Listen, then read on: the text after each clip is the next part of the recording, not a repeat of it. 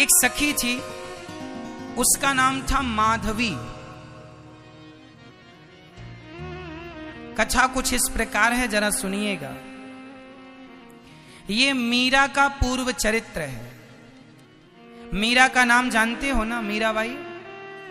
मीरा इस कलयुग में आई और उन्होंने गिरधर गोपाल की पूजा की। तो ये मीरा कौन थी, क्यों इन्हें आना पड़ा, तो कथा सुनिएगा भक्तों। ये जो मीराबाई है ना, ये पिछले जन्म में जब भगवान श्री कृष्ण लीला कर रहे थे, तब ये व्रजमंडल की ही एक बेटी थी, इनका नाम था माधवी। संयोग से इनका विवाह वृंदावन में हुआ था, और जिस लड़के से विवाह हुआ था वो भगवान श्री कृष्ण के ग्वाल वालों में ही एक लड़का था, नाम था सुंदर। भगवान के बहुत सारे सखा थे ना, मधुमंगल, मनसुखा, श्रीदामा, उन्हीं में एक सुंदर भी था जो कि अत्यधिक सुंदर था। उसका विवाह माधवी का इस सुंदर नाम के लड़के से हुआ। विवाह तो हो गया पर विदा नहीं हुई। विदा होने में थोड़ा विलंब था, पहले शादी हो जाती थी, विदा बाद में होती थी। जब विदा होने लगी तो माधवी की मां ने समझाया कि बेटी सुन, तू वृंदावन में ब्याही गई है, वहां पर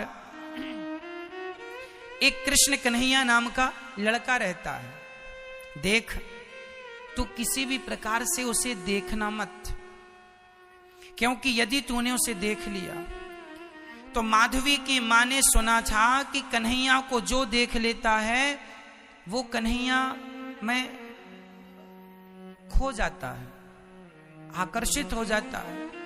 तो माधवी की मां समझा रही थी कि कहीं मेरी बेटी कन्हैया पर आकर्षित ना हो जाए, और यदि ये उस कन्हैया पर आकर्षित हो जाएगी तो इसका पातिव्रत धर्म नष्ट हो जाएगा।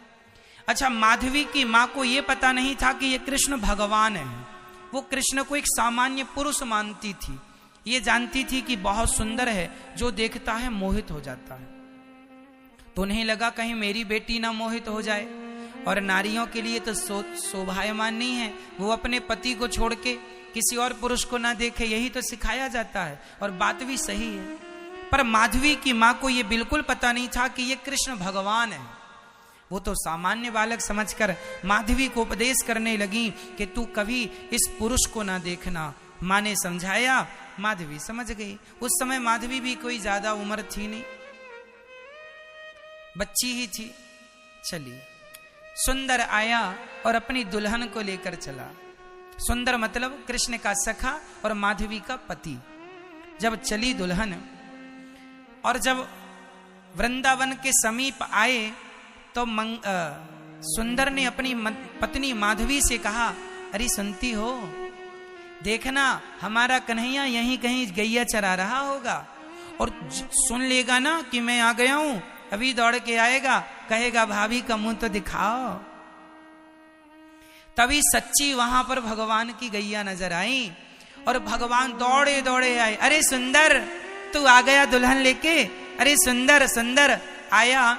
और सुंदर उस समय लगभग 16 साल का बालक था, और भगवान की उम्र उस समय लगभग 7-7.5 वर्ष की थी।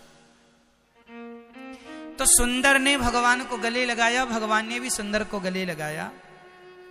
भगवान ने कहा, सुंदर बहू ले आया, हमें भी तो नेक भाभी को दर्शन कराए दे। तो सुंदर बोलियो कि लाला मैं तो का दर्शन कराऊं, तेरी तो भाभी है, तू ही जाके देख ले। तो भगवान गए कहां पर, उस समय वो चलता था ना डोली, तो डोली के पास गए तो भगवान ने पर्दा हटाया। पर्दा हटा के कहा, भाभी, ओ भाभी मुंह तो दिखाओ। चूंकि माधवी की मां ने कहा था कि तू कृष्ण नाम के पुरुष को देखना मत, तो माधवी ने अपना मुंह ढक लिया पूरा, और अपने हाथ पांव को भी बिल्कुल कपड़ों से ऐसे ढका कि जरा सा भी शरीर ना दिखाई पड़ जाए, और मुंह ढक लिया। भगवान ने जाकर कहा, भाभी मुंह तो दिखा दो, भाभी ने एक मुंह तो दिखा। बड़ी सुंदर आवाज माधवी के कानों में चली गई, पर माधवी ने कोई उत्तर ना दिया, ना मुंह दिखाया। भगवान समझ गए कुछ गड़बड़ है। भगवान ने कहा, अच्छा भाभी तो सुनो, आज हम मुंह देखने आए हैं, नहीं दिखा रही हो, अब तुम सदा हमारा मुंह देखने को तरसोगी। ये कह के भगवान वहां से वापस आ गए। माधवी अपने ससुराल मतलब वृंदावन आ गई, और भगवान भी वृंदावन थे, वहीं से आना जाना। जब भी भगवान की आहट सुनती तो माधवी अपना मुंह ढक लेती कि नजर ना पड़ जाए। माँ ने कहा था कि तुम कन्हैया को मत देखना। जब भी सुंदर अपने कन्हैया की बातें करे तो माधवी इग्नोर कर देती, कोई बात ना सुनती। सुंदर को भी लगा मेरी पत्नी कैसी है, श्याम सुंदर की बातें तो ना करती है ना सुनती है, कोई बात नहीं। अच्छा, माधवी बड़ी सुंदर थी। तो एक दिन माधवी की सास माधवी को लेके नंद भवन गई और यशोदा माता के पास लेके गई। माँ आशीर्वाद दो, बहू आई है। माधवी बैठी थी, तभी भगवान आ गए और भगवान ने कहा, माँ बड़ी भूख लगी है, कुछ खाने को दो। माँ ने कहा, अच्छा लाला खाने को देती हूँ, तू बैठ। तभी भगवान ने कहा, मैया ये घर में बहू आई है, किसकी बहू है? माँ ने कहा, बेटा सुंदर की बहू है। भगवान समझ गए सुंदर की बहू तो वही है। तुरंत भगवान भाग गए, क्योंकि कहा था भगवान ने कि तू ही मेरा मुंह देखने को तड़पेगी तरसेगी, मैं नहीं देखूंगा। मैं बुला रहा था तब तो तू देखी नहीं। चले गए। ऐसे करते करते बहुत दिन बीत गए। एक दिन क्या हुआ, जब इंद्र ने मूसलाधार पानी बरसाया, पूरे ब्रजमंडल में पानी बरसा, तब भगवान से सारे ब्रजवासियों ने कहा कि हमारी रक्षा करो। तब भगवान ने गोवर्धन उठाया, और जब गोवर्धन उठाया तो सब उस गोवर्धन की तलहटी पर आए, तो माधवी भी आई, क्योंकि जान तो सबको बचानी थी। सब अपना घर द्वार छोड़ छोड़ के सब उस गोवर्धन की तलहटी पर आए। जब सबने वहां आकर शांति पाई, तो उस समय जब भगवान ने पहाड़ उठाया ना, तो शाम हो चुकी थी, रात्रि को कुछ दिखाई पड़ा नहीं। माधवी पूरी रात ये सोचती रही कि हे भगवान, इतना बड़ा पहाड़, एक बूंद अंदर पानी नहीं, ये पहाड़ उठा कैसे? सवेरा हुआ, सूर्य भगवान की पहली किरण आई, उसी क्षण माधवी ने अपनी नजर घुमाई कि कौन है ये, कौन है ये। जब नजर घूमती घूमती घूमती ऊपर पड़ी तो वहां पर भगवान की उंगली नजर आई। उंगली को देखा माधवी ने, बड़ी सुंदर उंगली थी। उंगली के नीचे दृष्टि डाली तो पूरा हाथ दिखाई पड़ा। हाथ के नीचे दृष्टि डाली तो हाथ के बराबर में ही भगवान का मुख था। और जो माधवी ने आज पहली बार भगवान को देखा, उनकी सुंदर सी मुस्कान, उनकी आंखें, उनके घुंघराले से बाल, जो माधवी ने देखा, समझ गई कि एक उंगली से पहाड़ उठाने वाला कोई पुरुष नहीं है, ये तो भगवान है। तुरंत वहां माधवी रोने लगी, हे मेरी माँ, तूने मुझे कौन सा गंदा पाठ पढ़ा दिया। उसी दिन मैंने क्यों ना भगवान को देख लिया, जब वो मुझे भाभी भाभी कह के बुला रहे थे। इतने दिन में ऐसी सुंदर सी छवि से वंचित रह गई मेरी माँ। तुमने क्यों इतना बड़ा अपराध किया है। वो रोने लगी और भगवान श्री कृष्ण के चरणों पर जब दृष्टि डाली, उन चरणों में डूब गई। हे श्याम सुंदर, मुझे माफ कर दो। मन ही मन वो भगवान को देखने लगी, आंसू बहाने लगी। और देखते देखते एक भगवान थे जो 7 दिनों तक ना कुछ खाए ना कुछ पिए, बस खड़े रहे। और दूसरी माधवी थी जो कि अपने अपराध का प्रायश्चित करती रही। कि इतने दिन तक मैंने इतनी सुंदर छवि क्यों ना देखी, ये तो भगवान है। और मेरी माँ ने पाठ पढ़ाया कि तू देखना भी मत, भगवान से वंचित रखा। कई लोग आपको यही पाठ पढ़ाते हैं कि अरे भगवान तो कुछ होते नहीं है। माधवी की माँ ने जैसे उल्टा पाठ पढ़ा दिया माँ को, ऐसे भी आज समाज में कई लोग भगवान से दूर करने के पाठ पढ़ा देते हैं, जिससे आपको लगता है कि भगवान से दूर रहना चाहिए। अरे भगवान की नजरों से नजरें मिल गईं, जब भगवान को देखा उनके इतना आकर्षण, माधवी आकर्षित हो गई और मन ही मन उनको अपने हृदय में बसाकर बिठाकर अब तो दिन रात उन्हीं का। 7 दिन कब बीत गए, इंद्र आए, भगवान से माफी मांगी, भगवान ने गोवर्धन की स्थापना जहां की तहां की। माधवी जाके गोविंद के चरणों पर गिर पड़ी, नाथ मुझ अपराधीन को माफ कर दो, मुझे माफ कर दो। भगवान ने कुछ ना कहा। जब हम बोल रहे थे तब तुमने भी कुछ नहीं कहा, अब तुम बोल रही हो तो हम क्या कहें। पर भगवान तो दयालु हैं। अंत में भगवान ने माधवी को उठाया और मुस्कुराते हुए कहा, अरे भाभी क्यों रो रही हो, प्रभु मुझे अब स्वीकार कर लीजिए, मुझे त्यागिए मत। भगवान ने कहा कोई बात नहीं, अपराध हो गया है, कोई बात नहीं, अब तुमने स्वीकार कर लिया, हमें कोई द्वेष नहीं है तुमसे, हम तो सबकी तरह तुम्हें रखे हैं, जैसी सब पर कृपा भगवान की ऐसी तुम पर होगी। माधवी फिर भी अपने आप को माफ ना कर पाई, भगवान ने तो माफ कर ही दिया। अब तो वो दर्शन करती, सारी सखियों से पूछती कि क्या क्या हुआ। भगवान ने कहा मैं तुम्हें माफ तो कर दूंगा, पर अपनी किसी भी लीला में अब तुम्हें सम्मिलित नहीं करूंगा। भगवान ने कहा मैं तुम्हें माफ तो कर दूंगा, पर अपनी किसी भी लीला में तुम्हें सम्मिलित नहीं करूंगा। तो इसलिए माधवी को भगवान ने ना रास में सम्मिलित किया, ना अपनी किसी लीला में सम्मिलित किया, सबसे वंचित ही रखा। और वही जब भगवान व्रज छोड़ के चले गए तो ये माधवी तो धड़ाम से गिरती। तब ब्रज की गोपियां समझाती, अरे माधवी कृष्ण केवल तुझे छोड़कर थोड़ी गए हैं, हम सभी को तो छोड़कर गए हैं, तू इतना क्यों रोती है। माधवी ने कहा तुम लोगों ने तो पकड़ लिया था तो छोड़कर गए, हमने तो पकड़ा ही नहीं था और हमें छोड़कर चले गए, इसलिए हमारा दुख तुम्हारे दुख से कहीं ज्यादा है। तुमने पकड़ लिया था, तुमने बसा लिया था, और मैं तो सालों तक घूंघट ही करती फिरती रही। हे विधाता आग लगे मेरे घूंघट को, आग लगे मेरे ऐसे घूंघट को जिस घूंघट ने मेरे कृष्ण से मुझे वंचित रखा।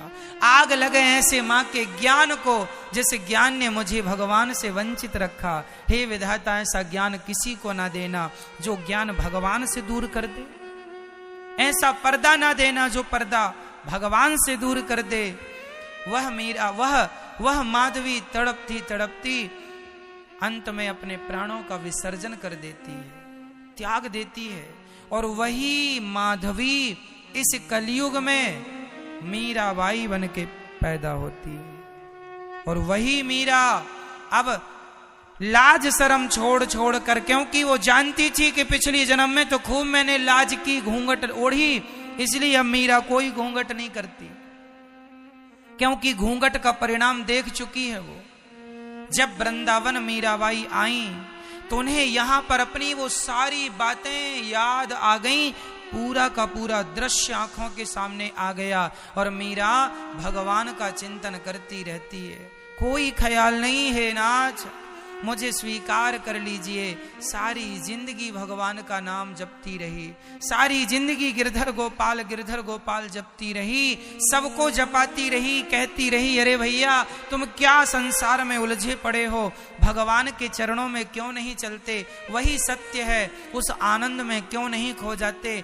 चल पड़ी मीराबाई और द्वारिका पहुंच गई और अंत में भगवान का इतना स्मरण किया, इतना नाम जपा मीरा ने कि द्वारिकाधीश द्वारिकाधीश ने कहा, पिछले जन्म में तुम्हें हमने स्वीकार नहीं किया, इस जन्म में स्वीकार करते हैं, क्योंकि तुमने हमारी भक्ति करके अपने आप को पवित्र कर लिया है। और वही भगवान द्वारिकाधीश अपना मुंह खोलते हैं और पूरी की पूरी मीरा भगवान के मुखमंडल में समा जाती है, मुख में समा जाती है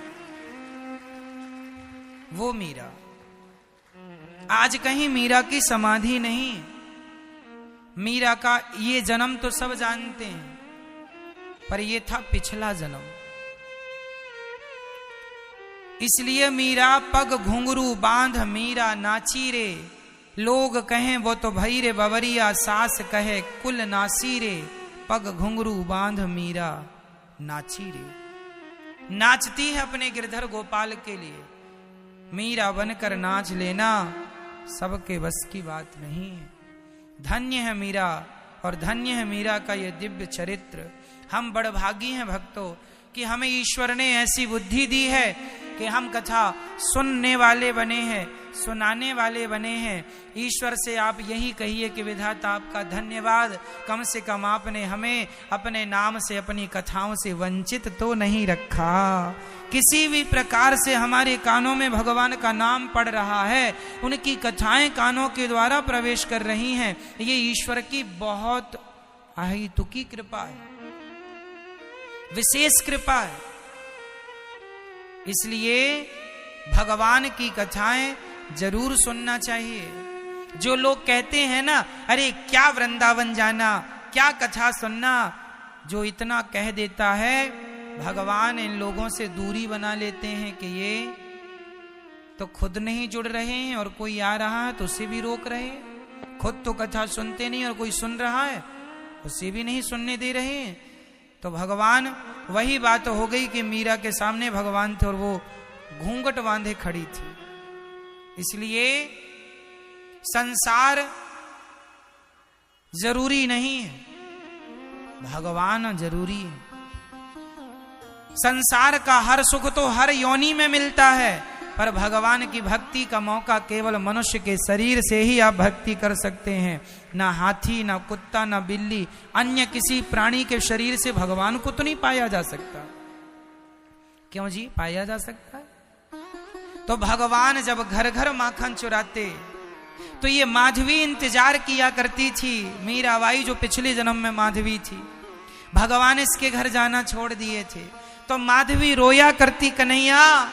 सब माधवी भी माखन दही मंथन किया करती और मक्खन निकाल के रख दिया करती मटकी पर और बाहर बैठी बैठी इंतजार करती। जब सखियां कहती आज कन्हैया ने मेरे घर में आके माखन खा लिया, एक सखी बोली आज मैंने माखन खाते देखा है, आज मैंने मटकी से माखन चुराते देखा है। जब सारी सखियां बता बता कर हंसती, कन्हैया की रूप का आनंद लेती, उनकी आंखें इतनी सुंदर थीं, आज उनका स्वरूप इतना सुंदर था, आज उनके बालों को देखा तुमने कितने सुंदर थे, आज उनकी अधरों को देखा तुमने कितने, आज उनके छोटे छोटे हाथों को देखा। जब ये सारी बातें करती तो माधवी बस सिसक सिसक कर रोती, हे श्याम सुंदर हमें माफ कर दो और एक बार हमारे घर में माखन चुराने आ जाओ। जिस सच्ची बताएं, जिन जिन सखियों के घर भगवान माखन चुराने जाते थे, ये कोई सखियां सामान्य सखियां थोड़ी थी। अरे करोड़ों जन्म तक बड़ी लंबी चौड़ी पूजा भक्ति प्रेम किया है, तब भगवान ने अपनी लीला में सम्मिलित किया है इन गोपियों को। और भगवान सबके घर जाके माखन चुरा करके भगवान गोपियों को आनंदित कर रहे हैं। ये केवल आनंदित करने की लीला है। भगवान कभी माखन थोड़ी चुराते हैं, भगवान तो लीला करते हैं।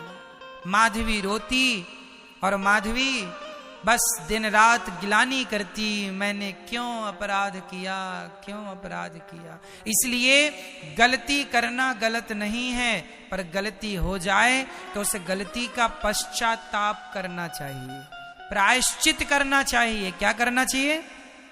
प्रायश्चित करना। और माधवी ने क्या प्रायश्चित किया? भगवान से विमुख हुई ना पहले, तो प्रायश्चित ये था फिर से मनुष्य बनकर आई, पर अब की बार उसने गोविंद के अतिरिक्त किसी को नहीं चाहा। इसलिए मेरे तो गिरधर गोपाल दूसरो ना कोई, जब ऐसी एकाग्रता हुई तो भक्त की भक्ति ने भगवान को फिर आकर्षित कर लिया और अब भगवान ने सदा सदा के लिए मीरा को स्वीकार कर लिया। अब हर लीला में भगवान माधवी को स्वीकार करते हैं। इसलिए हम लोग भी जो सामान्य तुच्छ प्राणी है ना, भगवान की कथा कहकर सुनकर उनकी लीला के अधिकारी बन सकते हैं, उनकी उन लीलाओं में हम भी सम्मिलित हो सकते हैं। इसलिए भगवान की ये लीलाएं सामान्य लीला